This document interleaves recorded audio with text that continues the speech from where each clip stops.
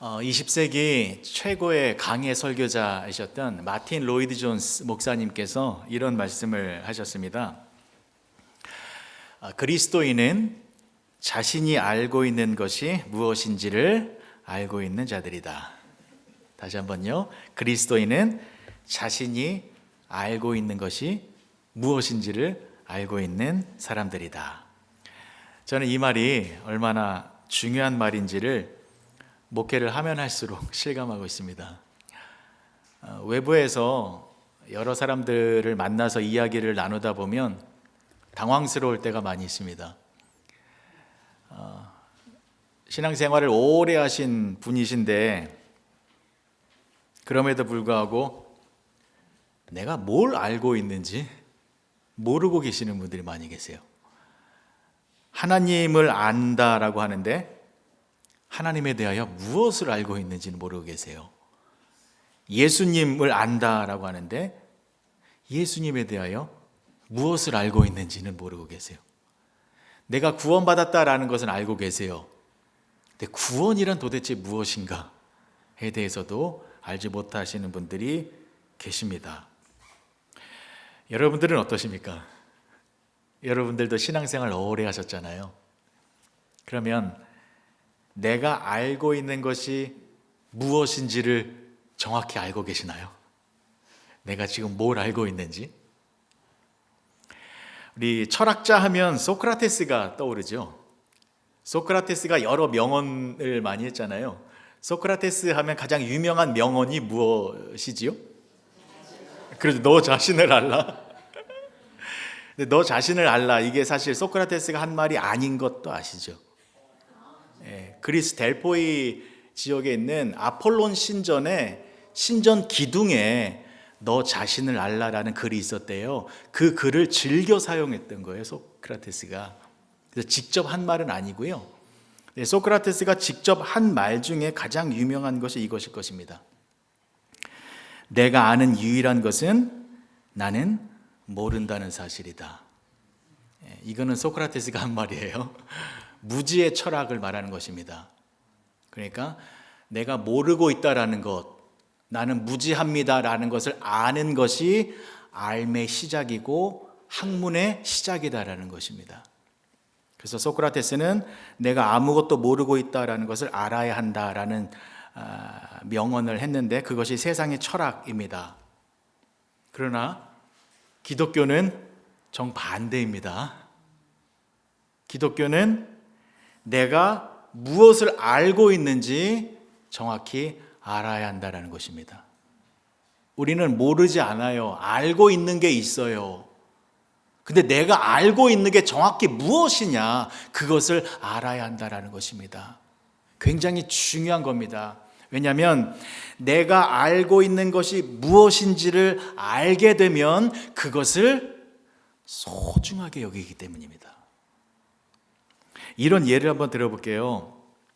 제가 인터넷으로 1,000불짜리 유리 그릇을 주문했다라고 가정해 볼게요. 뭐 그럴 일은 없겠습니다만 제가 무슨 유리 그릇을 주문하겠습니까? 1,000불짜리 고급 유리 그릇을 제가 인터넷으로 주문을 했어요.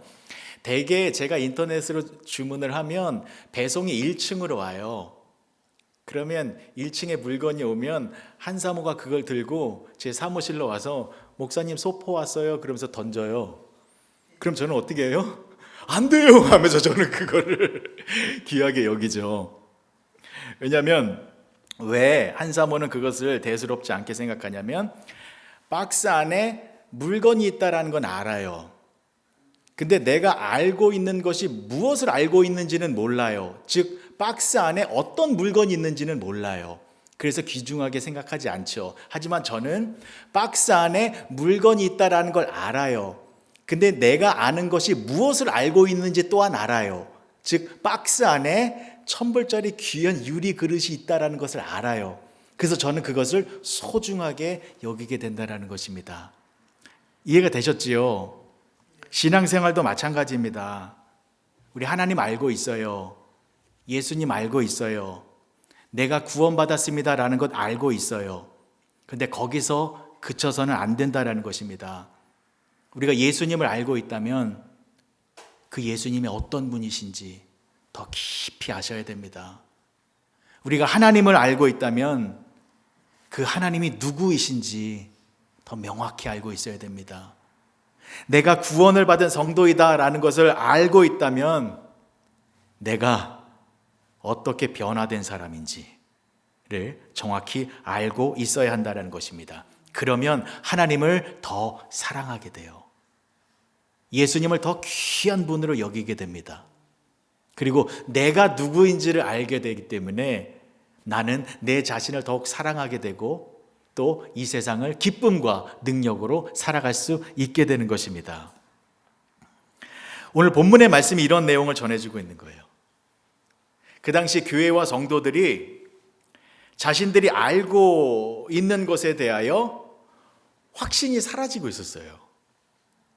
처음에는 내가 알고 있는 것에 대하여 정확한 지식이 있었습니다. 그런데 점점 시간이 지나가면서 자신이 없어졌어요. 내가 알고 있는 것에 대한 정확도가 흐려지고 있었습니다. 이유가 뭐냐면 내외적으로 교회와 성도들이 어려운 상황에 처해 있었기 때문입니다. 어떤 어려움이었냐면 먼저 외부적으로는 로마의 박해가 있었어요. 그 당시 로마의 황제가 도미티아누스 황제였는데 이 도미티아누스 황제가 자신이 신이래요. 그래서 자신만을 섬겨야 한다라고 하면서 온 백성에게 도미티아누스 황제만을 숭배할 것을 강요하고 있었습니다. 근데 기독교인들은 예수님이 하나님이시잖아요. 예수님이 왕이시고 예수님만을 경배하고 있었잖아요. 그래서 교회와 성도들에게 엄청난 핍박과 고난을 주었습니다. 그리고 내부적으로는 제가 자주 말씀을 드립니다만 영지주의라고 하는 이단 사상이 들어와서 교인들을 타락시키고 있었습니다. 순수한 교회가 있었고 성도들이 있었는데 영지주의라고 하는 이단 사상이 들어와서 그 영지주의 사상에 미혹된 사람들이 생겼어요. 그래서 교회에서 그 사람들이 나와서 일부가 나와서 그들만의 공동체를 만들었습니다. 그리고 순수한 복음, 사도들이 전했던 복음이 아니라 다른 복음, 잘못된 복음을 가르치고 있었습니다. 근데 문제는 교회에 남아있던 성도들이 진실이 무엇인가에 대하여 의문을 품게 된 것입니다. 왜냐하면 이 영지주의자들, 이 이단 세력들을 보니까 겉보기에는 하나님 잘 믿고 있는 것 같아요. 그들도 예수님 잘 믿고 있는 것 같아요. 그리고 그들은 우리보다 더 행복해 보여요. 그러니까 우리가 진짜인지 저쪽이 진짜인지 헷갈리게 되는 겁니다. 그래서 교회에 큰 혼란이 생겼어요. 그러니까 내가 알고 있는 것이 무엇인지를 정확하게 모르면 헷갈리게 되는 거예요. 혼란스러워진다라는 것입니다. 여러분, 오늘날도 비슷하지 않습니까? 오늘날도 이러한 현상들이 벌어지고 있습니다. 세상이라고 하는 황제가 자신만을 숭배하라고 하며 교회와 성도들을 탄압하고 공격하고 있습니다. 동성결혼을 인정하라고, 공공장소에서 기도하지 말라고, 혐오스러우니까 십자가 얘기하지 말라고, 세상은 황제처럼 교회를, 성도들을 핍박하고 있습니다. 그리고 여러분, 요즘에 이단 사상이 얼마나 활개치고 있습니까? 이단 세력들, 또 유사 종교들 때문에 순수한 교회가 큰 타격을 받고 있습니다. 그래서 오늘날의 성도들도요, 흔들리고 있어요. 무엇이 진리인지 헷갈려하고 있습니다. 자칫하면 교회의 성도들도 이단 사상에 넘어갈 수 있는 위태로운 모습을 보이고 있어요. 제가 괜히 드리는 말씀 아닙니다. 저 이런 사람도 만나봤어요. 분명히 잘못된 곳이에요. 근데 거길 가요. 왜 가는지 아세요? 밥이 맛있대요. 좋은 선물 준대요. 그리고 거기 있는 사람들이 재밌대요. 그러면서 가요. 왜 이러한 현상이 벌어지는 겁니까? 왜 교회가 위태위태하고, 왜 교인들이 이단 사상에 넘어가고, 왜 성도들이 세상에 어려움이 오면 그걸 이겨내지 못하고 조금만 어려움이 와도 왜 픽픽 그냥 쓰러지는 것입니까? 대충 알고 있기 때문입니다. 하나님을 알고는 있지만 대충 알고 있어요. 하나님이 구체적으로 어떤 것을 계획하셨고, 하나님이 어떤 것을 약속하셨고, 하나님이 어떤 것을 행하고 계시는지 명확하게 모르고 있기 때문입니다. 예수님을 알고는 있지만, 예수님이 이 땅에 왜 오셨고, 예수님이 십자가를 왜 지셨고, 십자가에서 무슨 일이 벌어졌고, 예수님은 지금도 나를 위하여 어떠한 일을 행하고 계시는지 명확하게 모르고 있기 때문입니다. 그리고 내가 구원받은 것은 알지만 내가 하나님의 자녀로 다시 태어난 사람입니다. 내 안에 어떤 능력이 있는지, 내가 어떻게 변한 사람인지, 내가 무슨 일을 할 수 있는 사람인지를 정확하게 모르기 때문에 이단 사상에 쉽게 빠지는 것이고, 어려움이 오면 힘들다고 하나님을 원망하며 쉽게 고개를 숙이게 된다는 것입니다. 다시 한번 말씀드리겠습니다. 우리는 내가 알고 있는 것이 무엇인지를 정확하게 알고 있어야 합니다. 그래야 흔들리지 않는 굳건한 신앙생활, 능력 있는 신앙생활을 할 수 있다는 것입니다. 그래서 사도 요한이 그러한 배경 속에서 오늘 본문의 말씀을 기록한 것인데, 우리가 알고 있는 것을 정확하게 알게 하기 위하여 2번 반복하면서 강조를 하고 있습니다. 자, 먼저 12절과 13절의 말씀 보실게요. 자녀들아, 내가 너희에게 쓰는 것은 너희 죄가 그의 이름으로 말미암아 사함을 받았으며, 아비들아, 내가 너희에게 쓰는 것은 너희가 태초부터 계신 이를 알았으며, 청년들아, 내가 너희에게 쓰는 것은 너희가 악한 자를 이기었음이라. 아멘. 자녀들아, 아비들아, 청년들아 라고 하며 교회 안에 있는 모든 세대들을 향하여 주는 말씀입니다.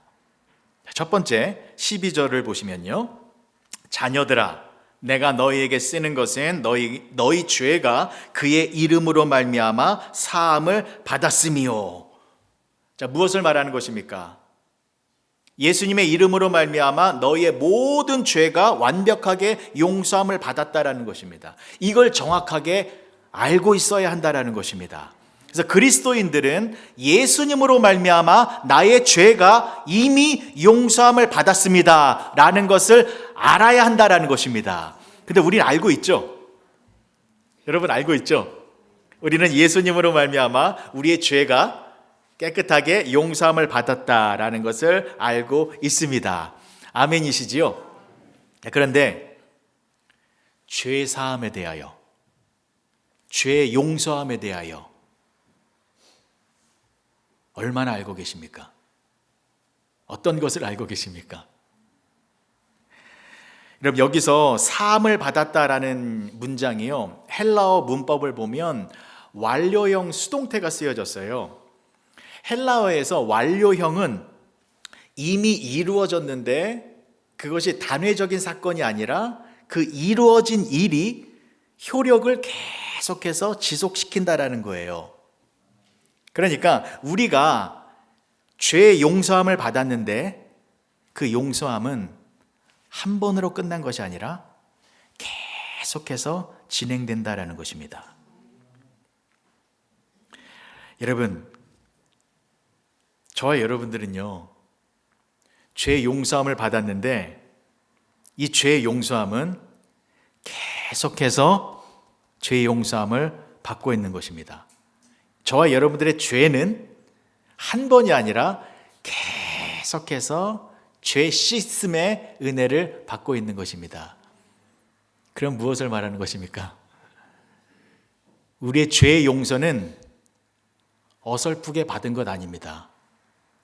우리 죄 씻음 어설프게 받은 것 아닙니다. 완벽하게 죄 씻음을 받았고 완벽하게 죄 용서함을 받은 사람들입니다. 그래서 여러분들은요, 완벽하게 의로운 사람이 되어졌습니다. 여러분들은 완벽하게 하나님의 자녀가 되어졌다라는 것입니다. 이것을 명확하게 알아야 된다라는 거예요. 근데 이걸 희미하게 알고 있으면 불안해져요. 왜 불안해지냐면 여전히 나는 죄를 짓고 있기 때문입니다. 그렇게 죄를 안 지으려고 하는데 나는 여전히 죄를 즐겨하고 있습니다. 그렇게 여전히 추악하게 나쁜 짓을 하고 있는 나의 모습을 보면 내가 구원받을 수 있을까? 내가 또 이런 죄를 지었는데 내가 어떻게 하나님의 자녀가 될 수 있지? 라고 생각이 되어지면 우리 마음 가운데에 두려움이 생겨지고 위축감이 생겨지고 그리고 담대함이 사라집니다. 그렇게 심리적으로 불안해지면요, 이단에서 말하는 달콤한 유혹에 쉽게 넘어갈 수 있어요. 왜냐하면 거기 가면 내가 더 평안해질 수 있겠지, 거기 가면 나의 이 불안함이 해소되어져서 나의 어떤 불완전함이 거기서는 완전함으로 변화될 수 있겠지라고 하며 마음이 쏠리게 되어진다라는 것입니다. 그래서 여러분, 우리는 정확하게 아셔야 돼요. 예수님께서는요, 저와 여러분들을 죄의 권세에서 완전히 우리를 해방시켜 주셨습니다. 우리를 완벽한 하나님의 자녀로 만들어 주셨어요. 예수님은요, 우리가 죄를 지을 때마다 십자가의 보혈로 우리의 죄를 계속해서 씻어주고 계십니다. 그리고 예수님은 대언자이십니다. 대언자의 이름으로 우리를 변호해 주고 계세요. 기억나시죠? 우리가 죄를 지을 때마다 예수님은 심판하시는 하나님 앞에서 이 사람은 죄를 지었으나 그 죄는 십자가의 보혈로 다 씻겨졌습니다. 때문에 이 사람은 죄인이 아니라 하나님의 거룩한 자녀입니다라고 계속해서 대언해 주고 계십니다. 공의로우신 하나님께서는 우리의 죄를 보시는 것이 아니라 예수님의 그 대언의 말을 들으시고 그 말을 승인하시고 그 말을 받아들이셔서 우리를 죄가 없는 하나님의 거룩한 백성으로 인정해 주시는 것입니다. 왜요? 예수님은 의로우신 분이기 때문입니다. 그러니까 우리는 예수님으로 말미암아 죄의 권세에서 완전히 해방되어 영원한 완벽한 하나님의 자녀가 되어졌다라는 것을 잊지 마시기 바랍니다. 우리가 하나님의 자녀예요. 그럼 하나님은 어디 계세요? 우리와 함께하고 계시잖아요. 하나님이 우리와 함께하고 계시면 우리는 하나님이 주시는 영원한 생명을 소유한 사람입니다. 이 세상을 이길 수 있는 사람이 되어졌다라는 것입니다. 두 번째, 우리 13절 전반부 한번 보실게요. 13절 전반부입니다. 아비들아, 내가 너희에게 쓰는 것은 너희가 태초부터 계신 이를 알았음이요. 너희가 예수님 알고 있잖아. 그 예수님이 누구냐면 태초부터 계신 이야 라는 것을 다시 한번 알려주는 겁니다. 여러분, 태초부터 계신 이, 그분이 누구예요? 예수님이시죠? 요한복음 1장 1절에서 3절까지의 말씀입니다. 태초에 말씀이 계시니라. 이 말씀이 하나님과 함께 계셨으니 이 말씀은 곧 하나님이시니라. 그가 태초에 하나님과 함께 계셨고 만물이 그로 말미암아 지은 바 되었으니 지은 것이 하나도 그가 없이는 된 것이 없느니라. 아멘. 태초에 말씀이 계셨대요. 그 말씀이 하나님과 함께하고 계셨대요. 그럼 그분이 누구예요? 예수님이시지요. 자, 여러분, 저와 여러분들은 예수님 알고 있어요. 알고 있어요. 근데 그 예수님이 어떤 분이다라는 것을 알고 있어야 한다라는 것입니까? 태초부터 계신 분이 예수님이시다. 이것을 알아야 돼요. 자, 그러면 태초부터 계신 분, 이건 무슨 뜻이에요? 창조주 하나님이시다라는 거잖아요. 그래서 3절의 말씀을 보면 만물이 그로 말미암아 지은 바 되었으니 지은 것이 하나도 그가 없이는 된 것이 없느니라 라고 나오는 것입니다. 여러분, 예수님은요 태초부터 계신 이이고 또한 예수님은 창조주 하나님이십니다. 이것 알아야 된다라는 거예요. 그러면 예수님이 창조주 하나님이시다라는 것은 무슨 뜻입니까? 예수님께서 모든 만물들을 만드셨기 때문에 그 모든 피조물을 다스리고 계시다라는 분이십니다. 이 말은 또한 어떤 뜻입니까? 예수님은 저와 여러분들의 인생을 다스리시고 주관하시고 보호하여 주시고 책임져 주고 계시다라는 것입니다. 얼마나 감사한 내용입니까? 예수님이 여러분들의 인생을 책임져 주고 계십니다. 내 인생을 다스리고 계시고 보호하여 주시고 안전한 곳으로 인도하여 주고 계십니다. 여러분, 요한복음 17장의 내용을 읽어보십시오.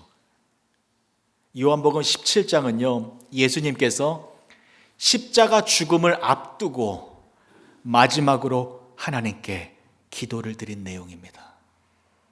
마지막 기도 내용이에요.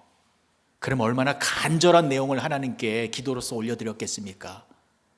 그 가운데 17절에 11절과 12절의 말씀을 보시겠습니다. 나는 세상에 더 있지 아니하오나 그들은 세상에 있사옵고 나는 아버지께로 가옵나니 거룩하신 아버지여 내게 주신 아버지의 이름으로 그들을 보존하사 우리와 같이 그들도 하나가 되게 하옵소서. 예수님의 마지막 기도는 우리를 보존해 주십시오, 지켜주십시오, 그런 내용이었습니다. 그리고 12절 보실게요. 내가 그들과 함께 있을 때에 내게 주신 아버지의 이름으로 그들을 보존하고 지켰나이다. 그들 중에 하나도 멸망하지 않고 다만 멸망의 자식뿐이오니 이는 성경을 응하게 함이니이다. 예수님은 우리를 하나도 잃어버리지 아니하고 다 지켜주시겠다라고 말씀하신 분이십니다. 예수님은요, 양 99마리도 중요하지만 한 마리의 잃어버린 양을 끝까지 찾아내서 그 양을 지켜주시는 분이십니다. 예수님은 태초부터 계신 분이십니다. 그래서 우리를 창조하셨기 때문에, 예수님은 저와 여러분들을 창조하셨기 때문에 여러분들의 상황을 예수님이 가장 잘 알고 계십니다. 여러분들이 지금 무엇 때문에 고통을 당하고 있는지, 여러분들이 지금 무엇 때문에 눈물을 흘리고 있는지, 여러분들이 지금 무엇을 필요로 하고 있는지 예수님은 다 알고 계십니다. 그래서 예수님이 우리를 안전하게 지켜주신다는 것을 잊지 말라라고 사도 요한은 오늘 우리들에게 알려주고 있는 것입니다. 자, 세 번째요, 13절 후반부를 보실게요. 청년들아, 내가 너희에게 쓰는 것은 너희가 악한 자를 이겼음이라. 아멘. 여러분, 저와 여러분들은 악한 자를 이긴 사람들이에요. 이거를 알라라는 것이거든요. 여기서 이기었다라는 표현이 미래형이 아니라 현재 완료형으로 쓰였어요. 무슨 뜻입니까? 너희가 나중에 악한 자를 이기게 될 거야, 나중에 이길지 질지 그때 가봐야 알 거야, 이게 아니에요. 이미 저와 여러분들은 악한 자를 이기었다라는 것입니다. 그리고 완료형이에요. 그 이김이 한 번으로 끝난 것이 아니라 계속해서 이어지고 있다는 것입니다. 저와 여러분들은 악한 자를 이미 이기었고 또한 계속해서 이기는 승리의 삶을 살아가고 있다는 것입니다. 여러분, 저와 여러분들은요, 악한 세력과의 싸움에서 이미 승리했어요. 그리고 그 승리가 계속해서 이어지고 있습니다. 왜요? 이유가 무엇입니까? 예수님이 우리와 함께하고 계시기 때문입니다. 근데 그 예수님이 어떤 예수님이세요? 요한복음 16장 33절이요.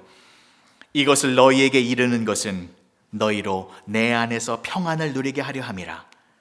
너희는 세상에서는 너희가 환난을 당하나 담대하라. 내가 세상을 이기었노라. 내가 세상을 이기었노라. 그렇게 선포하신 예수님, 정말로 세상을 이기신 예수님이 우리와 함께하고 계십니다. 그 예수님이 우리에게 세상을 이길 수 있는 능력과 힘을 주고 계시다라는 것입니다. 이것 잊지 말라라는 거예요. 여러분, 우리는 신앙생활 하면서 내적인 갈등이 일어날 때가 있어요.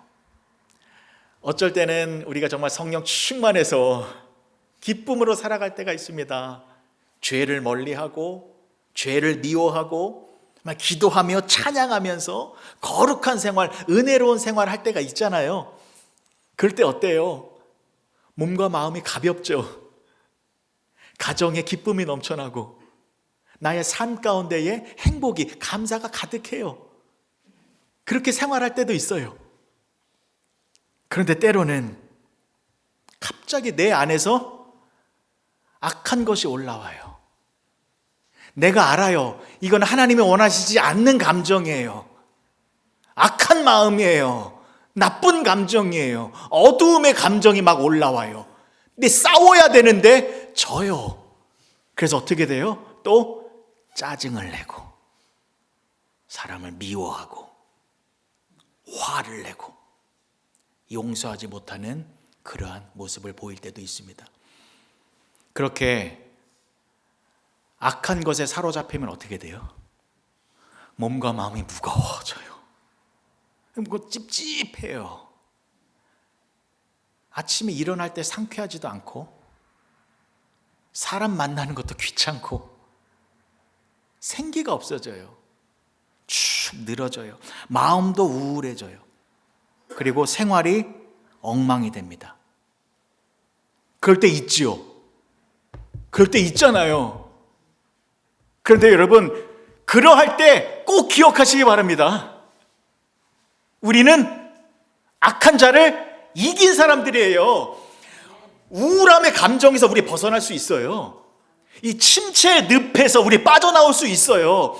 생활이 엉망이 되었으면요, 다시 그 엉망이 된 생활을 질서를 바로잡고 올바른 방향으로 나아갈 수 있습니다. 이게 우리는 가능해요. 왜요?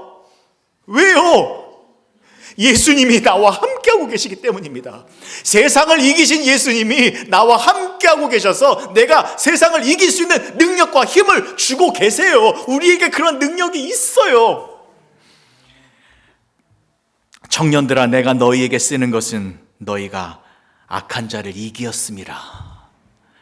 이 말씀은 우리가 누구인지를 대충 알지 말고 명확하게 알아서, 그래, 내 안에 이 능력이 있지, 내가 악한 자를 이겼지, 이것을 아셔서 악한 세력을 물리치며 능력으로 살아가라 라는 것을 잊지 말라고 알려주는 말씀입니다.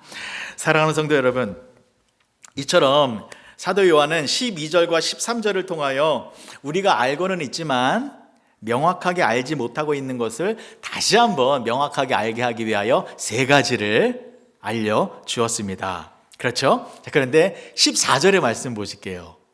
14절의 말씀에 어떤 내용이 나오는지 보십시오. 제가 읽어드리겠습니다. 아이들아, 내가 너희에게 쓴 것은 너희가 아버지를 알았음이요, 아비들아, 내가 너희에게 쓴 것은 너희가 태초부터 계신 이를 알았음이요, 청년들아, 내가 너희에게 쓴 것은 너희가 강하고 하나님의 말씀이 너희 안에 거하시며 너희가 흉악한 자를 이기었음이라. 아멘. 어떤 내용이에요? 똑같은 내용이죠. 반복되고 있잖아요. 왜 반복하고 있습니까? 중요하니까요. 잊으면 안 되니까요. 우리가 알고 있는 것이 무엇인지 대충 알지 말고 정확하게 알게 하기 위하여 이 내용을 2번이나 반복하고 있다는 것입니다. 그러면 저와 여러분들 어떻게 해야 돼요? 대충 알면 안 되죠. 명확하게 알아야 되죠. 명확하게 알아야 됩니다. 내가 알고 있는 것이 무엇인지를 선명하게 알고 있어야 합니다. 그래야 우리 흔들리지 않아요. 이단에 빠지지 않을 수 있고 세상을 이기며 살아갈 수 있습니다. 근데 문제가 있어요. 문제가 뭐냐면 사탄이 가만히 있겠어요? 방해하죠. 방해합니다.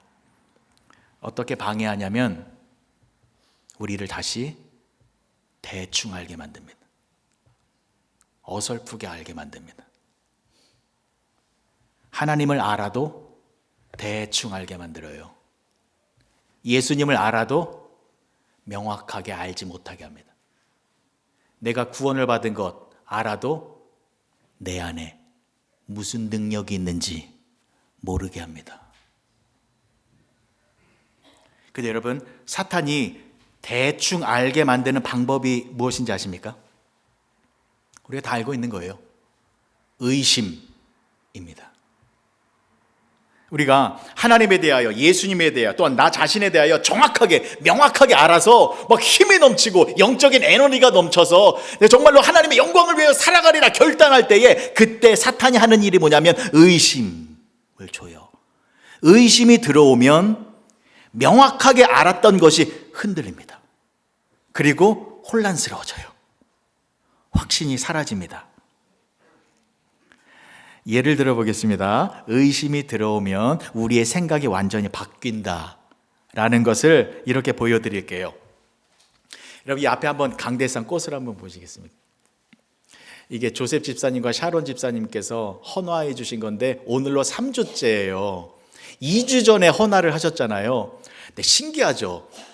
시들어서 죽어야 되잖아요. 이게 사실 1주만 지나도 다 시들어서 죽어야 되는데 장미꽃 보세요. 싱싱하죠? 신기하지 않습니까? 왜 장미꽃이 시들지 않고 싱싱한지 아세요? 알려드릴게요. 제가 가짜 꽃 꽂아놨어요. 이거 가짜예요. 깜짝 같죠? 자, 보세요.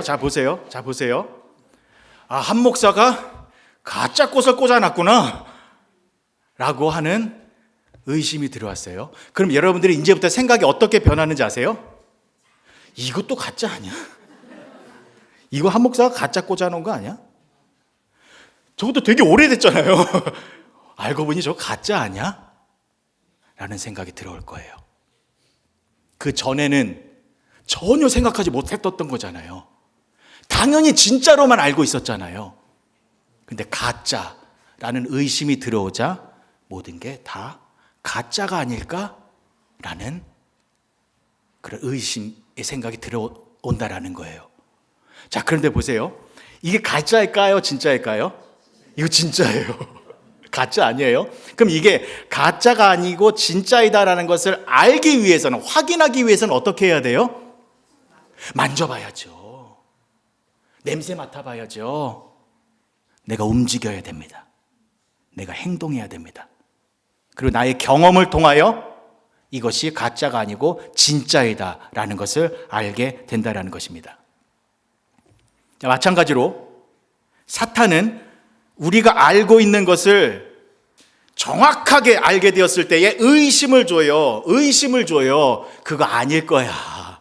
진짜가 아닐 거야 라는 의심을 줍니다. 네가 영원한 죄 사함을 받았다고? 너 또 죄 짓고 있잖아. 봐, 네 모습을 봐. 개가 토한 것을 또 먹듯이 너 그 죄 안 짓는다고 결심했는데 또 그 죄 졌잖아. 네가 무슨 죄를 영원히 용서함을 받아? 의심이 들어오면. 예수님이 너를 완벽하게 지켜주신다고? 너 병 걸렸잖아. 사업이 어려워졌잖아. 가정이 문제 생겼잖아. 어떻게 예수님이 너를 완벽하게 지켜주신다라는 것을 확신할 수 있겠어? 네가 세상의 악한 것을 이겼다고? 너 지금 짜증내고 있잖아. 너 아직도 우울한 감정에서 벗어나지 못하고 있잖아. 네가 어떻게 어두움 세력과 이길 수 있다라고 생각해? 의심을 줍니다.